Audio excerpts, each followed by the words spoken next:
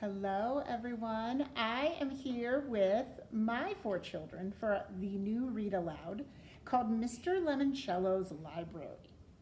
And in Lemoncello's library, we're going to meet a character named Kyle. And it says, when Kyle learns the world's most famous game maker has designed the town's new library. He's having an invitation-only lock-in on the first night, and Kyle is determined to be there. But the tricky part isn't getting into the library, it's getting out. See, Kyle's going to need all of his smarts, a good roll of the dice or a lucky draw of the cards, because it's not enough to win in Mr. Lemoncello's library. This book has been compared to Willy Wonka and the Chocolate Factory because it has some adventure, and it has some very interesting things happen. I know that book. It also has some interesting mystery and clues that you have to solve along the way. So you'll be seeing lots of different clues, like pictures of clues, maybe. So I'm here with William, who is taking the videos. I'm here with Ian and Oliver, who are listening to the story. And I'm here with Clara, who's going to share with you. It says, Escape from Mr. Lemoncello's Library, Chapter 1. Think about this as I'm reading. Have you ever done a scavenger hunt? Where you're out looking for various things? Well, at the beginning of this book, Kyle is doing a scavenger hunt against his older brothers, who win everything. Well, in Kyle's scavenger hunt, he is going to end up grounded. Have you ever been grounded, Clara? I've been grounded for about just one day. That's pretty much it. All right, William, have you ever been grounded? Like a week. Oh, I don't know about a week. I mean, yesterday. How about you, Ian? 3 days. Oliver, you ever been grounded? Yes. Well, let's meet Kyle in Chapter 1 of Mr. Lemoncello's Library. This is how Kyle Keeley got grounded for a week. First, he took a shortcut through his mother's favorite rose bush. Yes, the thorns hurt, but having crashed through the brambles and trampled a few petunias, he had a 5-second lead on his oldest brother, Mike. Both Kyle and his big brother knew exactly where to find what they needed to win the game. It was inside their house. Kyle had already found the pine cone to complete his outdoor round, and he was pretty sure Mike had snagged the yellow flower. Hey, it was June. Dandelions were everywhere. Give it up, Kyle, shouted Mike as the brothers dashed up the driveway. You don't stand a chance. Mike zoomed past Kyle and headed out the front door, wiping out Kyle's temporary lead. Oh, of course he did. See, 17-year-old Mike Keeley was a total jock, a high school superstar. Football, basketball, baseball. If it had a ball, Mike Keeley was good at it. Kyle, who was 12, he wasn't the star of anything. Kyle's other brother, Curtis, who was 15, was still trapped over in the neighbor's yard dealing with their dog. Curtis was the smartest Keeley, but for his outdoor round, he got the unfortunate neighbor's dog toy card. Any dog card was basically like lose a turn. As for why the 3 Keeley brothers were running around the neighborhood on a Sunday afternoon like crazy lunatics, grabbing all sorts of wacky stuff, well, it was their mother's fault. She was the one who had suggested, if you're bored, play a board game. Have you ever told Mommy that you were bored before? Yes. A couple. Oliver has. Yes. Well, their mom is making them play a board game. So Kyle had gone down in the basement and dug out one of his favorites, Mr. Lemoncello's indoor-outdoor scavenger hunt. It had been a huge hit for Mr. Lemoncello, the master game maker. Kyle and his brothers had played it so much when they were younger, Mrs. Keeley wrote to Mr. Lemoncello's company for a refresher pack of cards.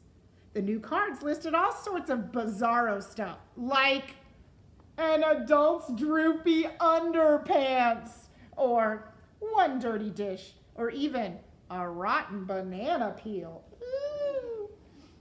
At the end of the game, The losers had to put everything back exactly where they found it.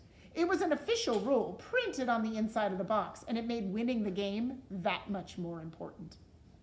While Curtis was stranded next door talking to the neighbor's Doberman, Twinkie, out of his favorite toy, Kyle and Mike were searching for the same 2 toys.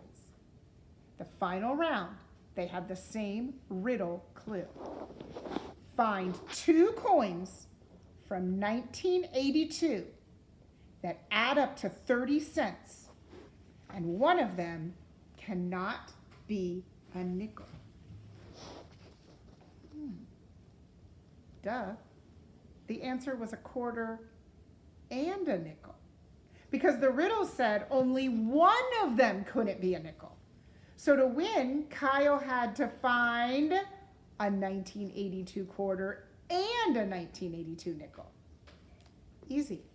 Their dad kept an apple cider jar filled with loose change in the workshop, the basement workshop.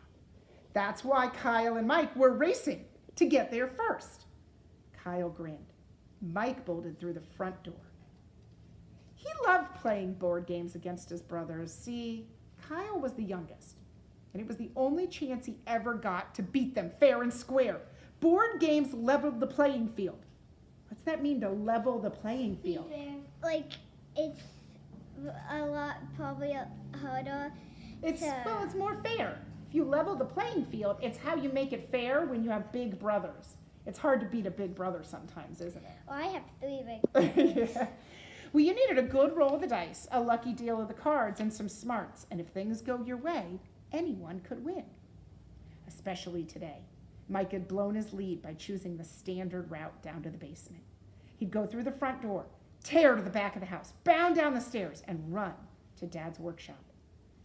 Kyle took a shortcut.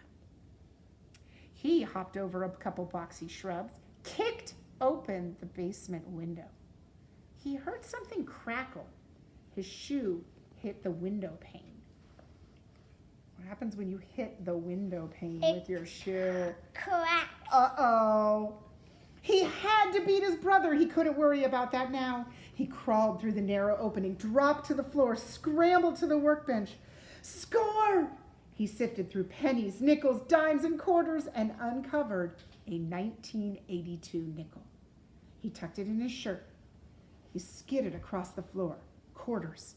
2010, 2003, 1986. Come on, he muttered. The basement door swung open. What? Mike was surprised that Kyle had actually beaten him to the coin jar. Mike fell to his knees and started searching for his own coins. Kyle shouted, "Got it!" He found the 1982 quarter in the pile. "What about the nickel?" demanded Mike. Kyle pulled it out of his shirt pocket. "You went through the window?" said a voice. It was Curtis. He was kneeling in the flower beds. "Yeah," said Kyle. "I was going to do that. The shortest distance between 2 points is a straight line." "Oh, I can't believe you won," moaned Mike, who wasn't used to losing at anything. "Well," said Kyle, standing up and strutting, "believe it, brother, because now you 2 losers have to put all the junk back." "I'm not taking this back to Twinkie," said Curtis. He held up a very slimy knotted rope. Kyle? You might want to... What? Come on, Curtis. Don't be a sore loser. Just because I was the one who took the shortcut and I kicked open the window and... You did this, Kyle? A new face appeared at the window. Their dad. Ha ha ha, chuckled Mike. You broke the glass? Their father sounded ticked off. Well, guess who's going to have to pay to have this window replaced? And that's why Kyle Keeley had 50 cents deducted from his allowance for the rest of the year and got grounded for a week.